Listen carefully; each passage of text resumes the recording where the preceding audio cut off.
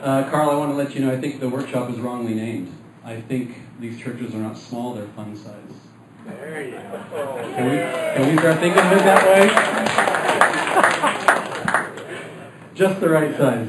And Carl, I'm not kidding. I was actually looking at your blog, and you had a thing on like 8 things to do when you're speaking effectively, and it was good. I'm actually using some of those principles today, so if I do it wrong, you can correct me afterwards.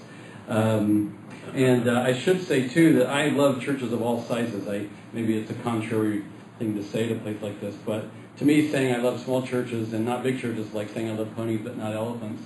And I love ponies and elephants. I think what Carl said earlier is a very good point, well taken, that God has kind of a mix going on the earth right now. We've got by the way, a church of 250 to me, that's not small.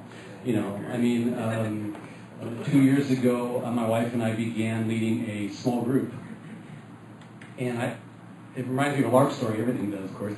A man enjoys smallest small group where it's just himself, and he enjoys getting to know himself, and he's always surprised by what he learns. But we almost had that experience, and it's really the closest I've ever been to being a pastor. I've never been on any sort of pastoral staff. I've never even taken a Bible course of any kind. I'm a journalist, I'm a writer, and I serve the church from that vantage point. But going through this small group, which we felt the Lord leading us to start a small group, was interesting. Because I told the church, I said, I want all the people that no one else will take. And I didn't realize how many were out there. And they said, okay, here, they opened the pipeline. And so suddenly we had, there were probably 25 people have cycled through the group, no more than 10 or 13 at any one gathering. We used to meet weekly, so it felt like church. We'd go to church, and the church I go to now is large. I've gone to small and medium, I've gone to all sizes. But we'd meet at church, and then at 2 o'clock in the afternoon, we'd come to my house, and I would essentially be their pastor. In fact, a lot of them did not go to church. They just came to my house. I soon found that a lot of them were single, looking for spouses. A couple were not even Christians. One woman was actively going through a divorce and would just cry and talk about her husband for as long as we let her, really. And then another guy was really into messianic evangelism, so he was always using terms like shalom and Yeshua and, you know what I mean, the Jewish term for things. And it was just sort of I would say we had a lot of interesting individuals. Another guy was always bumming rent off of people, so I had to learn to kind of deal with that, So that taught me a lot about what it feels like in the trenches. The other thing that did is that growing up, my grandfather was a church planter and then an Air Force chaplain. That's my dad's dad.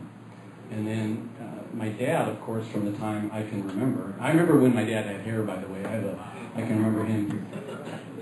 They were married at 19 and had me when they were 20. So most of my memories of my dad when I was from home, he was in his 20s, which is remarkable to me now. But anyway, I was on the front pew of a different church every weekend because he's singing.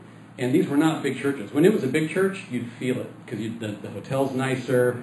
It's a vibe. It's like Dad's uptight, right? It's like he's getting a sound check. It sounds like a cavern in there. The bathrooms are enormous. And so I was very accustomed to small churches in like rural places, especially Northern California, Oregon, Washington. We go up to Canada, and I loved it. So for that reason, pastors are really, they've always been my heroes. And I'm not saying that to be, I would say that if I was talking to a plumber convention. Pastors have always been my heroes. And I've never been called to be one, but I kind of feel like a lot of my work has been aimed at not just local churches, but the people who make local churches run. My first job in journalism, well, it wasn't my first, but my first major job in journalism was flying around the country reporting on local churches. Anybody heard of the Pentecostal Evangel magazine? Yes. Okay, I worked for that, for 4 years. It was a big risk for them because I had long hair at the time, and I was Californian, and they flew me in, and I didn't fit in, and I said things that I shouldn't have said, and I drank wine at the time, and so I was not abiding by the little thing that I signed, you know. But anyway, I spent like every week, not every week, but every other week, every 2-3 weeks, I was out reporting on somebody in the field. And then I would go overseas, and there would be missionary outposts, which were essentially churches in a foreign location, you know. So these guys have made a deep impression on me. I can see their faces flashing through my mind. And then, of course, I started a website. Has anybody read a Lark News story in this room? Oh, so I'm not alone. Okay, that's good. The rest of you, I think you have something to look forward to. So if you go home and look at larknews.com, you'll see kind of the work that, surprisingly, I became most known for. Because I tend to like to be behind the scenes. But when I did that, I was no longer behind the scenes. I also consider the Lark, for those of you who haven't read it, it's basically fake news stories that I try to be funny. It's humor. It's like The Onion. You may have read The Onion? Okay, it's like that. In fact, when I started the Lark, the first couple months, I got an email from a guy at The Onion, like a closet Christian on their staff. And he says to me, I always knew Christians had it in them, you know, and he quoted C.S. Lewis, and like, wow, this is fantastic, you know. So I felt very affirmed in those first few months, and I'll talk a little bit more about that later.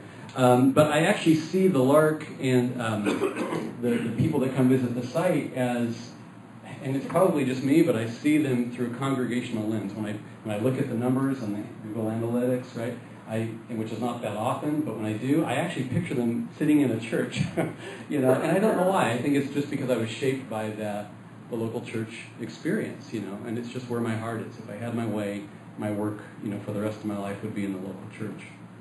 And I'm glad God has had me direct a lot of my work that way.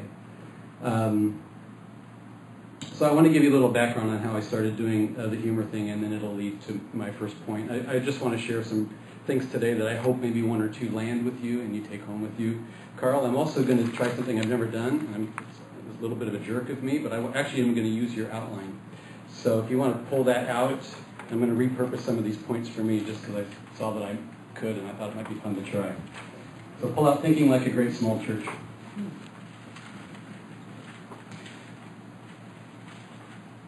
So I'd written a lot of satire in college, political and social satire, and had started a conservative newspaper on campus. And that was happening a lot in the 80s and 90s, these insurgent conservative things. And so I was one of those up at UC Davis. And one of the guys, is there a Davis? No? Conservative? There we go.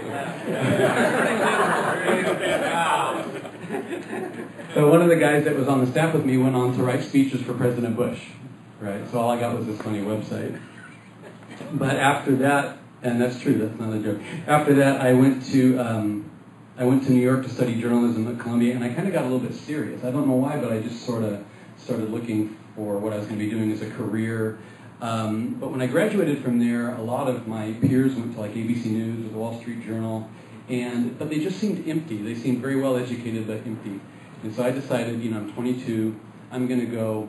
It was kind of brave now that I think about it. I think I was courageous to do this. I said, I'm going to go as small as I possibly can. And so I found a job that didn't even pay my bills for me and my wife at a small town newspaper near Sacramento. And I just started working, doing everything. Literally everything except selling the ads. I did that. Photographs, everything. And then God brought me to the Assembly of God headquarters, which was kind of the beginning of a Springfield, Missouri, which culturally was a lot different than Sacramento, California, and way different than LA. But that was the beginning of kind of a spiritual and professional journey. We had a great 4 years in Springfield. It felt like a straitjacket after about 3 years. I stayed another. But the things that God did in our lives were really fantastic. So I get back out here to LA, had a real call from God to come out here, and I thought, do movies and be a screenwriter.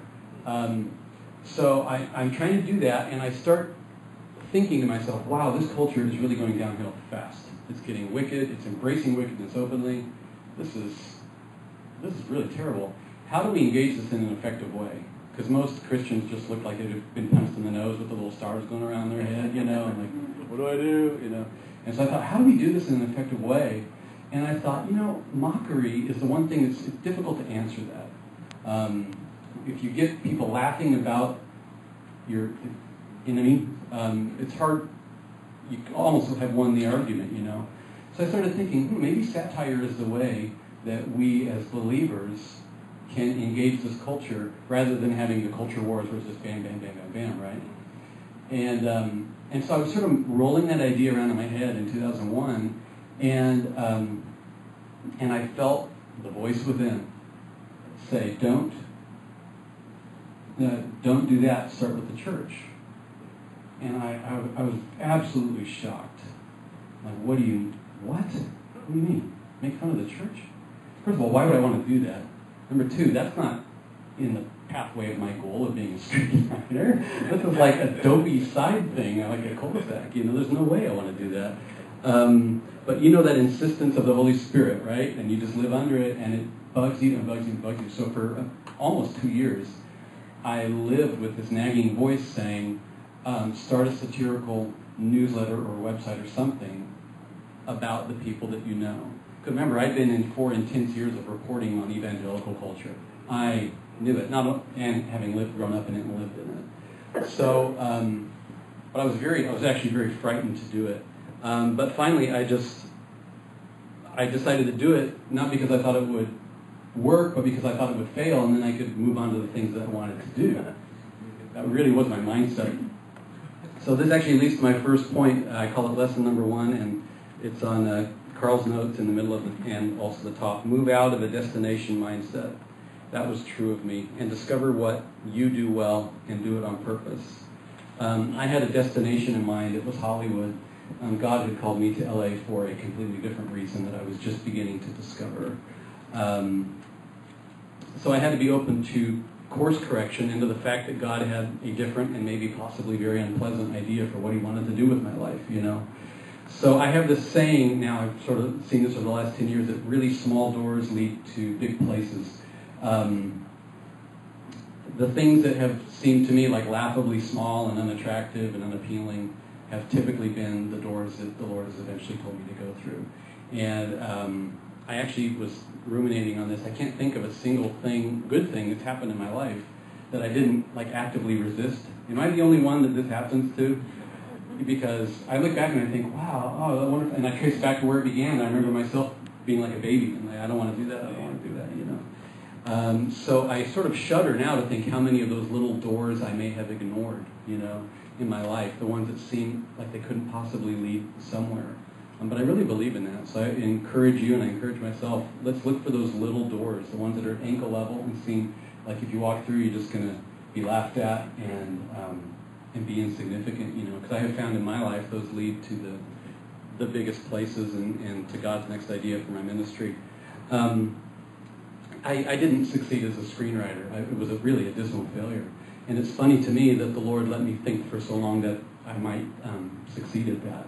I don't think I was bad at it. I just think I would like to think that like Paul was blocked from going to certain places. Joel was blocked from, you know. And now I'm actually happy because it's not like I'm entrenched in that world, which is increasingly just, you know, vile, right? And I'm not helping that train go forward. But I came to conclude as well, seeing a lot of my other friends struggle in the industry as well, that God calls us sometimes to the place of our greatest ambition, not to fulfill the ambition, but to break us of that thing so he can take us where we really want to go. And that has become a real lens for me as I look at all the circumstances in my life.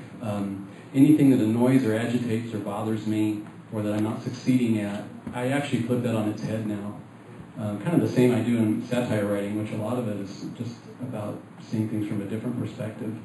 And I find myself saying, Lord, this is probably the place of greatest victory for me personally or professionally. So the people that irritate me the most, I now pray for them the most. And it helps, by the way. It really relieves the heart. And I know you guys know all this, but maybe I'm just discovering it. But it's been a big deal to me to learn that God sometimes takes us in what seems the obvious thing, like, oh, and believe me, I just felt so certain, you know, I'm coming here and I know he'll do this. I thought I knew God's 10-year plan. And man, I just had no idea at all. Anybody sympathize with that? Anybody feel like you're in the situation you're in sometimes for you, you know, and that he's, you know what I mean? The situation is the anvil on which he's pounding you out to be the person that he wants you to be. Rings true with me, man. Lesson number 2, and this pertains to the actual work. And it actually pertains to one of Carl's blogs. Carl, you wrote that someone, when you were a young pastor, would tell you, delegate, pastor, delegate. Is that right? And Frank mentioned earlier about breaking the habit of knowing everything. I've had to break that habit as well. And now I try to maintain a deliberate ignorance about most things so I can do just a few things well. For example, even though I have a website, I'm not really that internet savvy. And back in '01, I basically used the internet to lose money on .com companies. That was sort of the high point for me in the internet. But I had a brother who was a web designer. So my initial thought was, well, I'm going to create a newsletter, print it, get subscriptions, and send it out. People can pass it around the church office and enjoy it. And then I realized, the internet gives a lot of, it's a duh thing now, but back then it was like, this could really be a broader reach if it was on the internet. And I went to my brother, and probably the only reason I took the next step is because I had a relative who designs websites, And I said, what do you think? And he said, yeah, I'll jump in and do that. And I paid him too, because I didn't want him ever to say that he's my brother, right? So I'm keeping the relationship clean and everything. But I didn't have really any, I didn't know how to use Photoshop. I didn't know any of that. And I have found that to be a real great principle for me. Sometimes people will approach me and say, I've always wanted to write a book. Everybody wants to write it. Every single person on the planet wants to write a book. And to be truthful, I think God is writing a story in everybody's life. So I think everybody's life is worth a book. But not all of those get turned into printed matter in this lifetime. But often they come to me and they say, well, I want to write a book. And I take them all the way to the end. And it turns out they expect me, I explain the process, and they think that me as a writer, I'm going to take it all the way and get it into Barnes & Noble for them, right? Which is not how it works. There's experts at all 10 or 20 points along the way, and I'm just one of them. So I have to gently explain to them, I'm only a writer. The thing you'll get from me is like a Word document. And what you do with that, I don't know. I have to figure that out. But that's part of my thing of putting on the blinders, and being deliberately ignorant. And I just think that's good advice generally, is to not go chasing around after expertise in a lot of different areas. I enjoy my ignorance as much as I enjoy my expertise. In fact, cultivating the one helps me cultivate the other. It probably has a biblical reference. This one thing, that Paul is seeking after, shedding everything else, or Psalm 27, one thing I ask, one thing I seek. I just really have to take that mentality that I don't need to be the guy who's the internet expert or anything like that. I really just try to think of not even of just my readers, but of the Lord and of me. I just have to lean on my taste and go for it,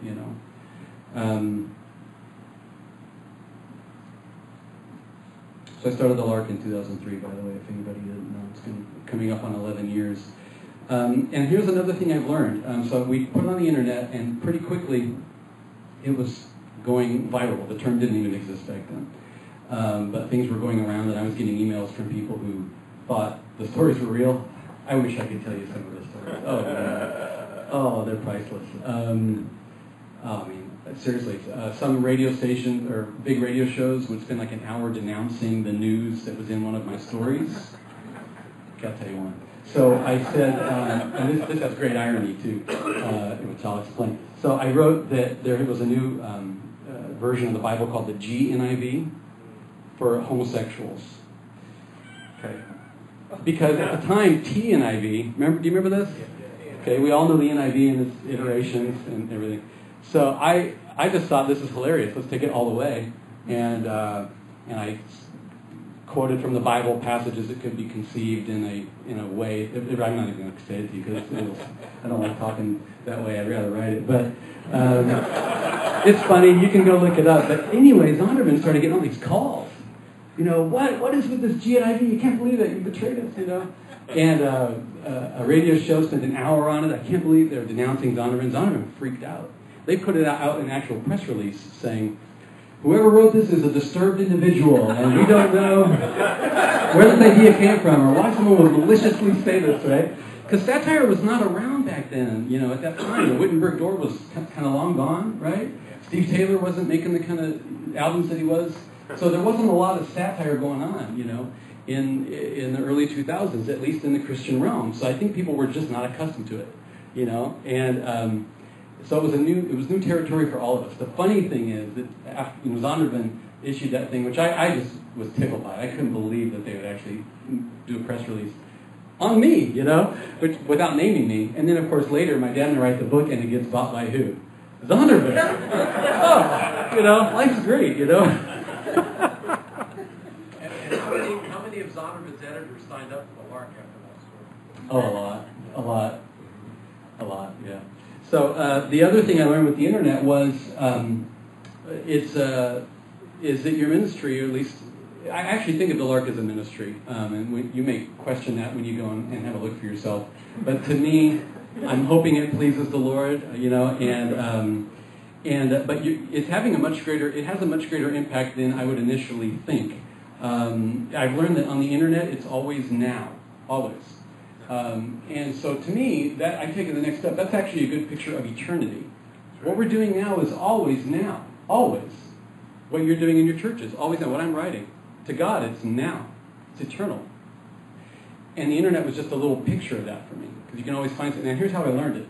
I would put out stories. I'd write a new batch of stories and then post them and then send them out to my subscribers who had signed up for the newsletter. And then sometimes a lot of people read them, and I'd be very gratified. And then sometimes nobody would read them, it would seem like. And I'd be kind of discouraged. I thought this was good. Mostly I'd doubt my own taste. That was the scary thing. Like, oh man, maybe I'm losing it here. And then I was in my early 30s, so a year or two was forever at that time. But a year, 2 or 3 later, suddenly my numbers would be going a little nutty, really high for some reason. And I'd look, and there'd be a story that I wrote. This just happened a few months ago. A story I wrote 8 years ago. Somebody found it, tweeted it. What was Twitter in 2003, right? It didn't, exist.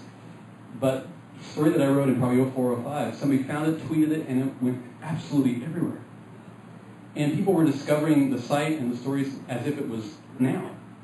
So the now I was living in 2003, it's like now for other people right now. I found that fascinating. And I think there's a lesson to that for me. Number one is don't be discouraged when it doesn't hit right out of the gates. It caused me to not look for the reaction that I initially was always looking for. I also started thinking of these guys like David, King David. I mean, he's sitting in a cave writing lyrics to a depressing song. Did he imagine that billions of people would be reading that and being blessed by it, right? Or Daniel having freaky visions, writing them down. Imagine the amount of faith it would take for him to say, oh my gosh, this angel and this and that, I just saw some crazy stuff and write it down. Imagine the faith it would take for him to think that anybody beyond the next administration that he was serving was going to read this stuff, right? So I find that very encouraging, and I hope it's encouraging to you. The stuff you're doing, particularly if you're posting your sermons online, but not even that. I mean, I remember conversations vividly from 30 years ago that are still impacting my life today, and I'm sure that we all can say that, So even though the work in its numbers may look limited, which I don't even buy that premise, but say that that's what it looks like to other people, I think we're having life-changing things all the time. I think you are the life changers in these people's lives. I mean, I'm a journalist. I interview hundreds of people in a year, all the time. I'm constantly talking to people. Actually, I'm constantly listening to people. They're talking to me. I can't tell you how many cite a conversation or a sermon that they heard in a small church. It just happened last week. In fact, the guy told me, I'm writing a book with the Navy SEAL. It's a follow-up to a big book, and we're hoping this one does well. And he said, Joel, to understand me, you got to talk to my pastor from when I was a boy. And he set up this thing, and I called this pastor of a rural church in Georgia who made his living flying a crop duster and driving crops from field to market, writing his sermons in his head, delivering them on Sunday. That's powerful to me. I mean, that's the kingdom. I mean, that's really it. That's where the rubber hits the road. So it's always now. The thing you said last week, the thing you said 20 years ago, or however long you've been in this, it could still very much be impacting people. So I would just think carefully. I take it very seriously. I don't throw anything up on the internet. Anything I produce, I often will sit on it for 2 years and that teaches me to have patience, and it refines it. It gets better, I hope. And I'm just very careful about it because I want it. I feel like it's one of those seeds that have you heard this? They find like a seed in a crypt and they plant it and it grows after 4,000 years or whatever. I just totally buy that. I'm into this, the idea that if I just put it out there and let it go, that the Lord will do what He wants to do with it. So I think I've belabored that. So I'm not discouraged by small numbers anymore. This sounds a little, I don't know what this will sound like, but I actually stopped caring about an earthly audience the best I could, and I started writing for a heavenly audience. I actually think of angels reading my stories. I want to blow away the angels. When I get there, I want them to say, pretty good, while they're escorting me to the throne, right? That's literally what I want. I'm writing for an eternal deal. So that helps me when I put out a story, and it happens quite often, or a book. Most books fail. Are you aware of that? 9 out of 10 do not. I've written 50 books probably with people and also by myself, and I think there's 2 that are earning a royalty, and only 1 has gone into a 4-figure royalty like one time. Most of them are in the $20, $100. You know what I mean? So talk about failure. Time after time, you're all excited, you put out a book, it falls flat. So I'm very used to that pattern. In fact, it's the most difficult thing about working with new writers is they think their book's going to be in Costco, and you realize it's more likely to be in the bargain bin. But it happened to me. I remember going through the same cycle. So anyway, let's write for a heavenly audience. I think that's a great thing to keep in mind. I can't help mentioning Jesus. I think a lot about, as I've been reading the Gospels, Him trudging from one, so He gets up early and prays, right? Peter comes out. Everybody's looking for you. Come join the crowd. Come back to the popular thing over here. And he says, I got to go to the other villages because that's why I was sent. And he starts out on this journey. And I picture Jesus. It became very vivid in my mind. Walking down a dusty road from one little village to another little village, where the people may or may not even like what he said, right? Powerful. I think we sometimes minimize the smallness of Jesus' ministry. We tend to forget it, right? We can picture the crowds that He fed and everything, but a lot of it, I think He did big, medium, and small. And I think He did it all well, and He did whatever was appropriate at the time, He would do that, So I'm very impressed with the example of the Lord, obviously. He didn't even take the gospel to leaders. He left that to Peter and Paul and to the others, right? That's an astonishing thing to me. And I also wonder at times, what was His ambition? We all know, not my will, but thine be done. What was my will, And I was thinking this morning, the only glimpse we have of Jesus as a boy is when He is at the temple, right? That tells me, I'm going to guess that those were His heroes, being in the temple. Can you imagine how painful it would be later in life to come to the temple and be rejected by those guys? Wow, So ambition, I think, can lead us to the Lord, but sometimes it's not in the way that we want. I want to circle back to one thing on this lesson number 5, and you don't have to keep notes, I don't even have a screen thing. But I was very, very afraid when I started Lark News. I thought I would lose my work because I was working for freelance for Christian publishers and things like that. And I was pretty certain that once they saw I was making fun of churches and Christians, that they may misread it, in other words. And when they saw that my income would actually stop. So it felt like a very big risk at the time to launch any kind of satire website. Plus, I got to tell you, there were several sites out there that were doing so-called humor aimed at Christians that was nothing more than like hatred, mockery. People had been burned by the church, right?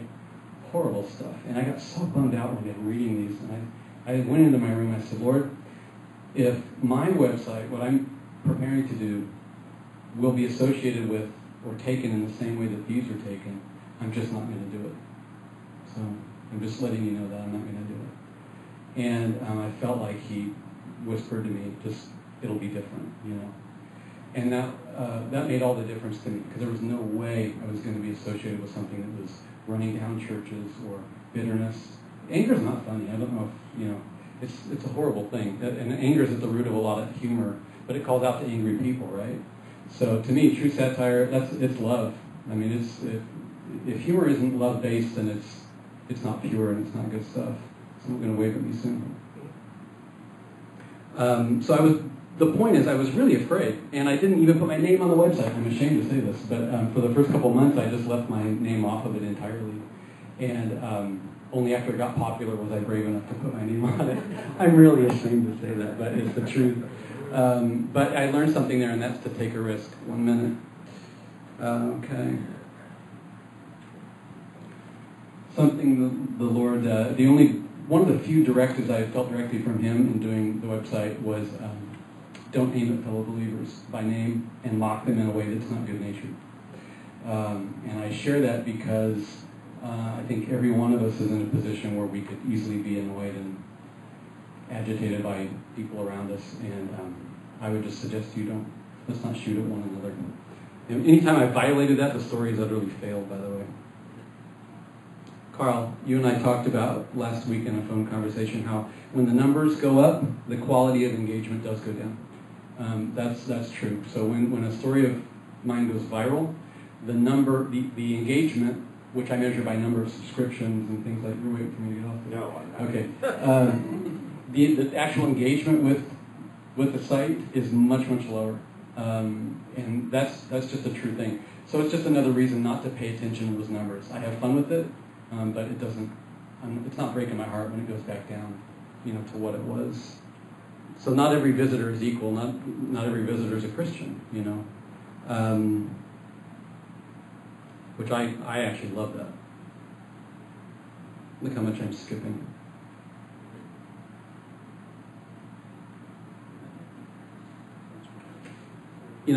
I'll try to share my heart in 20 seconds here.